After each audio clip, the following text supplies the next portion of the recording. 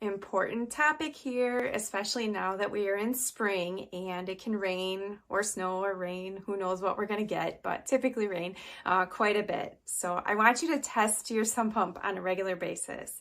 And if you aren't sure what to look at or check the first time, ask for help because this knowledge will go a long way and it's actually pretty simple to do. So you'll want to make sure that the power is connected and that everything is functioning and the water is pumping out of the pit when you try it. If it's a dry time of year, you can simply dump a bucket of water into the pit to help you test everything. And while you're testing, you want to look for things like corrosion or obstructions. You want to make sure there's nothing in the way of the float, which is usually like a black big ball floaty looking thing.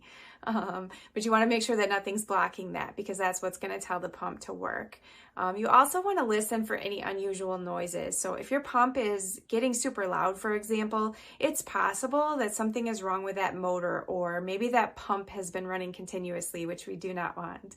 But if your sump pump stops working, you'll likely have a flooded basement, which is a royal pain to deal with. So a simple 5 minutes to make sure that everything is working can be so helpful.